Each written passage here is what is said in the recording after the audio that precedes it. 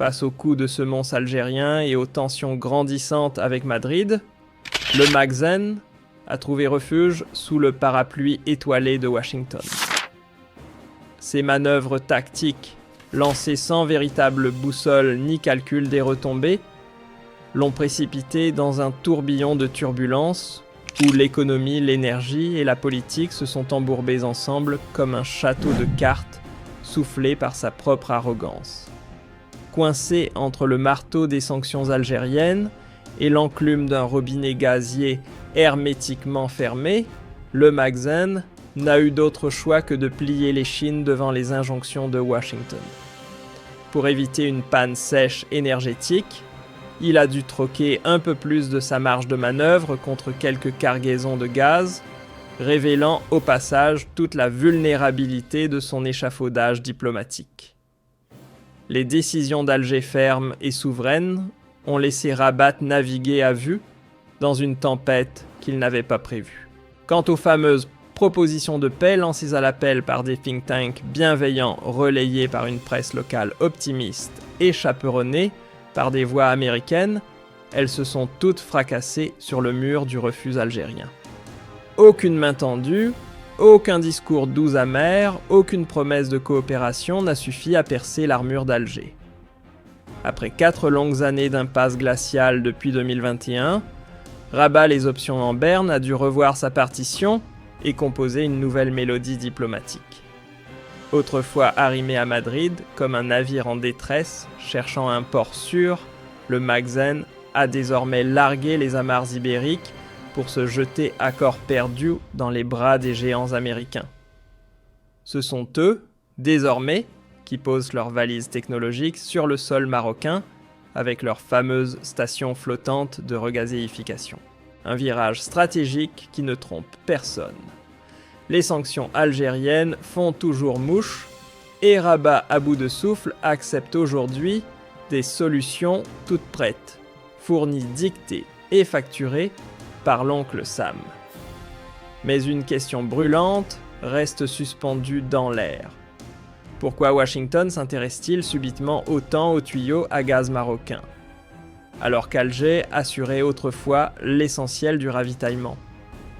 Spoiler, ce n'est pas par amour du développement sud-méditerranéen. Comme pour l'Ukraine, le véritable gagnant de la partie, c'est bien l'Amérique. Elle s'est déjà emparée des contrats d'armement, s'est glissée dans le secteur des phosphates. Et maintenant, elle s'incruste dans l'énergie, plus précisément dans le gaz, le vrai nerf de la guerre. En clair, chaque coup de pouce des États-Unis coûte au Magzen un morceau de sa souveraineté, sacrifié sur l'autel de la dépendance. D'après les révélations de Bloomberg, Rabat s'apprête à sortir le carnet de chèques, et pas pour une petite somme. On parle ici de plus d'1 milliard de dollars destinés à acquérir ou affréter des navires spécialisés dans la regazéification du gaz liquéfié. Une manœuvre qui marque une rupture nette avec les plans initiaux, où le port de Nador devait accueillir des installations terrestres fixes.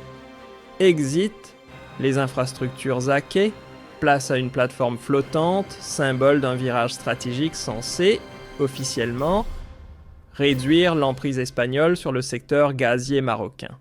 Mais l'ironie, c'est que l'Espagne, présentée hier comme le chevalier blanc venu sauver le Maroc des griffes des sanctions algériennes, s'est révélée être un sauveur à prix d'or. Les cargaisons de gaz qui transitaient par Madrid coûtaient jusqu'à 3 fois plus cher que les tarifs mondiaux. Un tarif XXL que le Magzen s'est bien gardé d'admettre publiquement, mais qui continue de peser lourd sur les finances du royaume. Et voilà qu'après 4 années de bricolage énergétique, le pays cherche toujours désespérément un plan B capable de rivaliser avec ce qu'Alger offrait autrefois à moindre coût et sans conditions humiliantes. Le chaos énergétique dans lequel patauge le royaume ne vient pas seul. Il traîne dans son sillage d'autres plaies ouvertes, la fermeture prolongée des frontières à l'est, notamment du côté de Gê, et celle des postes douaniers de Ceuta et Melilla depuis 2018. Et pendant que les connexions terrestres s'effondrent, le Magzen jette son dévolu sur les océans. Un appel d'offres est prévu pour février 2026, histoire d'acheter enfin sa fameuse station flottante. Sauf que petite bizarrerie administrative, aucune entreprise candidate n'a été révélée. Étrange pour un marché pesant plus d'1 milliard de dollars. À croire que la transparence a aussi pris le large. Côté chiffres, la facture fait mal près de 2 milliards de dollars pour l'ensemble du projet. Plus d'un 2 milliards pour l'achat du navire et des équipements et quelques 681 millions supplémentaires pour raccorder le tout au vieux gazoduc jadis alimenté par l'Algérie. Ce brusque virage, loin de l'Espagne, est-ce une réponse au prix indécent exigé par Madrid ou bien un jeu d'échecs géopolitique anticipant le retour de la droite espagnole au pouvoir? Quoi qu'il en soit, Rabat semble miser sur une autre pièce, mais la partie est loin d'être gagnée. Mais derrière ce virage énergétique, un autre levier, bien plus pressant, semble avoir dicté la cadence, la fameuse résolution 2/197 du Conseil de sécurité. Un texte qui, derrière ses formulations diplomatiques, impose au Maroc une alliance militaire ouverte avec Israël, tout en offrant aux États-Unis un passe-droit pour poser leurs pions sur les fondations économiques du royaume. Résultat. Le Magzen n'a plus le luxe de choisir traiter avec les géants américains dans le secteur énergétique n'est plus une option. C'est une obligation inscrite noir sur blanc. Et si ce scénario vous rappelle quelque chose, c'est normal. Le même schéma s'est joué dans le secteur militaire exit les contrats avec la France, balayés par la montée en puissance des industries américaines, avec cerise sur le gâteau 10% des derniers marchés confiés à Israël. Ce qui se trame aujourd'hui dans l'énergie n'est que la suite logique de cette prise de contrôle progressive déjà bien entamée dans les phosphates. À Khouribga, notamment la zone 3 du site Jorflasfar, n'est plus qu'un pion parmi d'autres dans ce grand échiquier où l'oncle Sam avance ses tours, pendant que Rabat recule ses pions. Ce n'est pas un simple jeu de territoire contrôler les ressources sahariennes, c'est aussi détenir une pièce maîtresse de l'équilibre alimentaire mondial. Les Sahraouis, souvent marginalisés dans les discours officiels, se retrouvent au cœur de cet enjeu stratégique planétaire. Mais au lieu de construire des ponts avec ses voisins, le Magzen a préféré multiplier les provocations, jouer la carte de l'escalade verbale et des clashs diplomatiques hasardeux, notamment avec Alger. Ironie du sort, l'Algérie, qui traitait autrefois le Maroc comme un frère, en lui envoyant du gaz presque gratuitement via le transit, voit aujourd'hui son ancienne générosité piétinée. Pendant que Rabat doit entièrement reconfigurer sa stratégie, le carnet vide et les options réduites.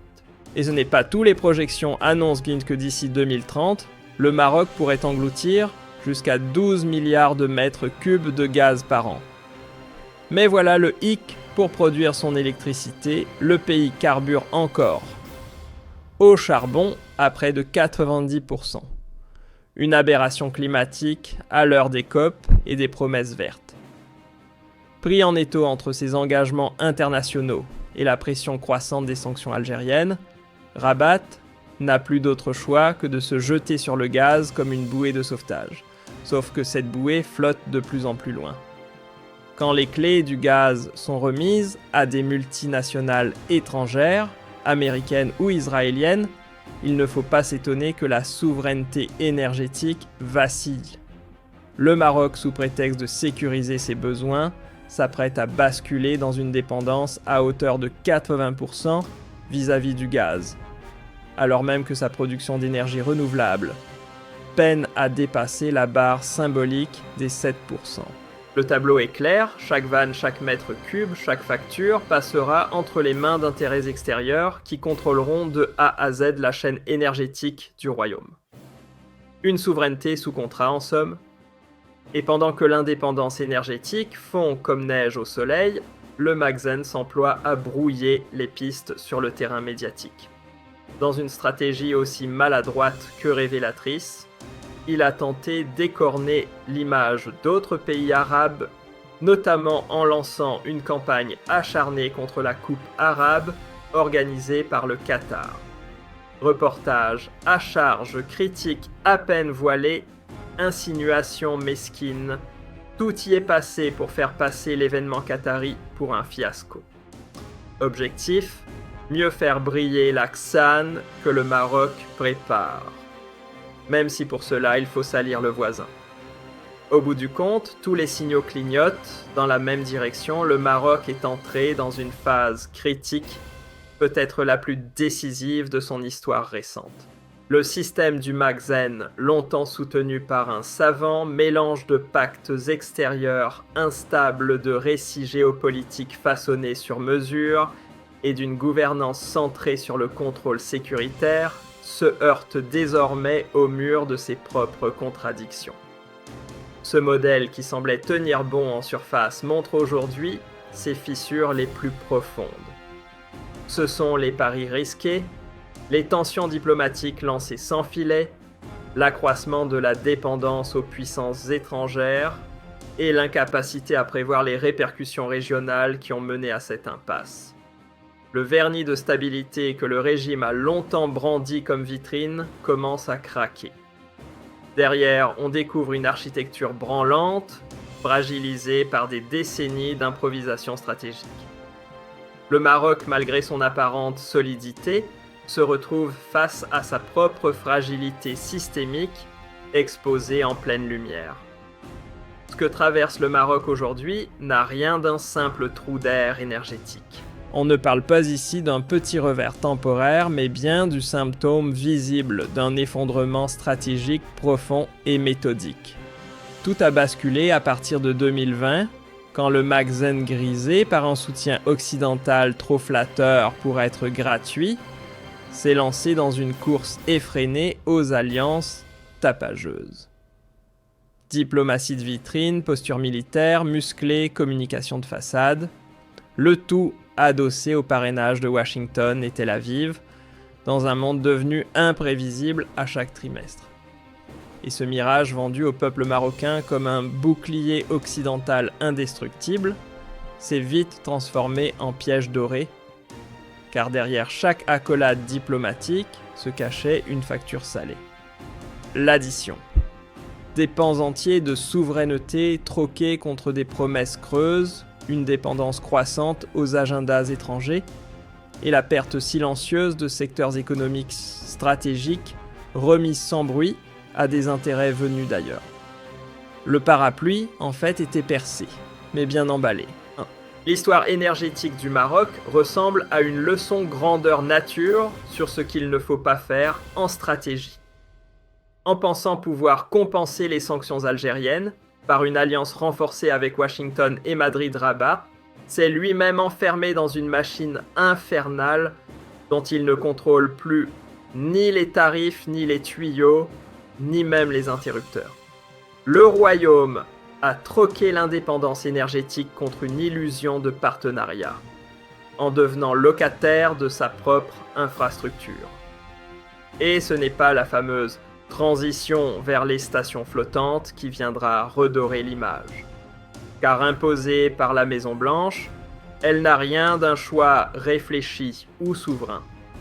C'est un signal brutal, l'énergie au Maroc n'obéit plus aux logiques internes, mais aux intérêts des conglomérats internationaux qui voient dans ce marché un tremplin pour leurs ambitions économiques, militaires et géopolitiques.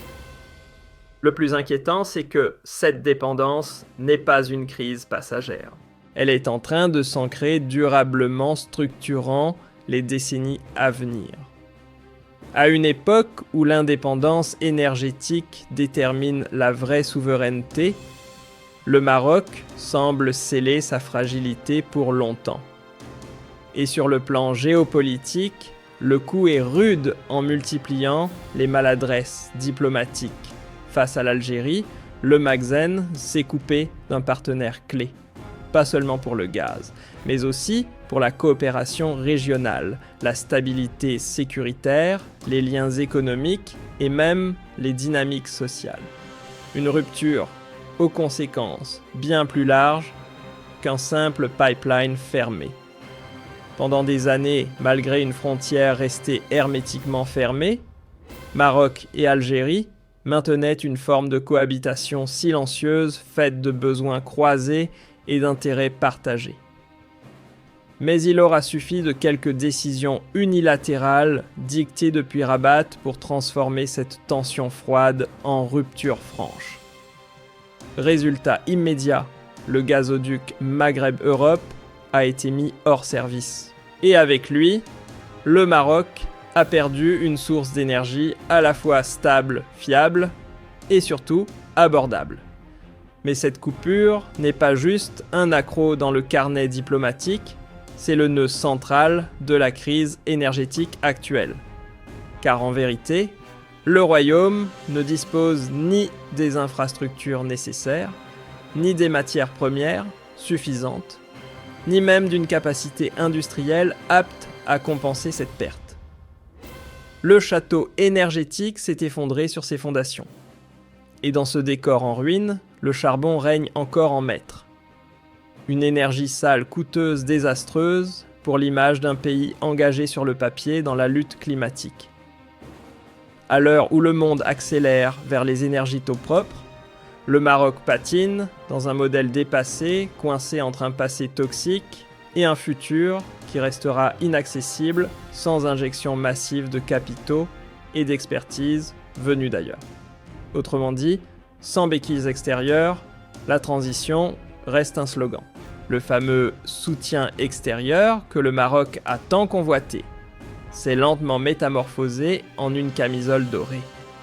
Les géants américains, israéliens et espagnols se sont installés au cœur même des infrastructures vitales du pays, jusqu'à en faire de véritables enclaves d'influence étrangère.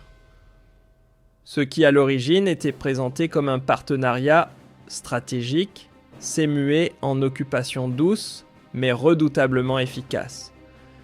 Désormais, Rabat ne fixe plus ni les tarifs de l'énergie, ni les conditions d'importation, ni même les technologies qui alimentent son propre réseau. Le pouvoir de décision s'est évaporé au profit des places boursières internationales, des caprices géopolitiques et des calendriers diplomatiques des puissances tutélaires. Le Maroc n'est plus pilote, il est devenu passager de sa propre souveraineté. Et c'est là que le bad blesse. Au lieu de renforcer sa position, le Maghreb a multiplié les chaînes en croyant tisser des alliances. Chaque nouvelle dépendance a renié un peu plus la souveraineté qu'il prétendait consolider. Pire encore, pendant les années de tension, Rabat a misé sur la communication de façade pour masquer les fissures, sans réaliser qu'à force de maquiller la crise, il l'avait rendue encore plus profonde. En s'attaquant aux voisins et aux pays arabes, le MXEN a choisi la voie de la provocation permanente. Entre discours victimaires, soigneusement calibrés, rivalité exacerbée et détournement du sport, de la culture et des médias pour des manœuvres géopolitiques, Rabat a construit un isolement régional inédit. Là où d'autres tissent des ponts, le Maroc a multiplié les murs invisibles. La campagne visant à discréditer la Coupe arabe organisée par le Qatar, les provocations médiatiques incessantes, les manipulations identitaires et les tentatives d'appropriation culturelle, notamment des patrimoines sahraouis et mauritaniens, n'ont pas seulement terni l'image du royaume. Elles ont envoyé un signal clair au monde arabe. Rabat se comporte de plus en plus comme un acteur instrumentalisé par des agendas étrangers aux dépens de la cohésion maghrébine et arabe. Et cette stratégie à courte vue a fragilisé le Maroc sur la scène internationale. Alors que le dossier du Sahara occidental reste l'un des conflits les plus anciens et non résolus à l'ONU, les maladresses diplomatiques, répéter la politisation des événements culturels et les tentatives de remodeler l'identité sahraoui ont rappelé au monde entier que le conflit est loin d'être réglé. Pire encore, les choix actuels du MXUN alimentent l'instabilité plutôt que de la réduire. L'effort visant à faire entrer de force l'identité sahraoui dans un récit culturel marocain soigneusement scénarisé n'est pas perçu comme une démarche artistique ou patrimoniale. Il est compris au contraire comme le prolongement d'une logique de domination et d'effacement symbolique. Cette approche ne fait qu'enraciner davantage les positions opposées et transformer chaque tentative de dialogue futur en terrain miné. Sur le plan économique, l'addition est tout aussi lourde. L'explosion des prix, l'envolée continue des coûts énergétiques, l'incapacité chronique à maîtriser le coût de la vie et la dépendance toujours plus forte aux importations alimentaires et énergétiques ont créé un cocktail social explosif. À cela s'ajoute un endettement hors de contrôle et une industrie incapable de soutenir l'économie réelle, plongeant des millions de citoyens dans une insécurité quotidienne devenue la norme. Dans ce climat, les fractures sociales s'élargissent. Les services publics se dégradent à vue d'œil, tandis que les disparités territoriales atteignent des sommets inédits.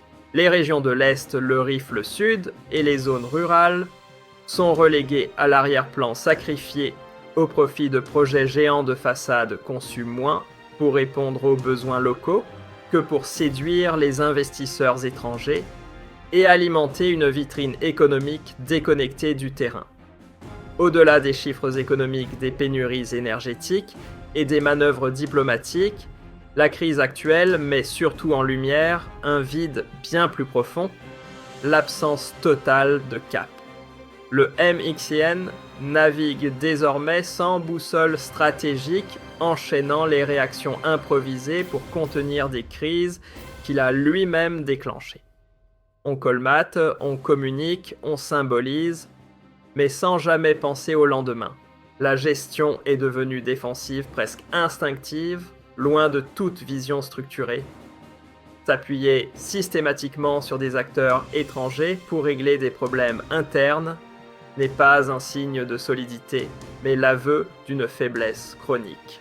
La souveraineté, autrefois brandie comme étendard, s'est vidée de sa substance pour devenir un slogan creux, car sur le terrain, les leviers essentiels énergie, armement, agriculture, ressources minières, télécommunications échappent de plus en plus au contrôle national et passent sous influence extérieure. Le constat final est sans appel, c'est l'image d'un pays profondément fragilisé par les choix de son propre pouvoir qui se dessine.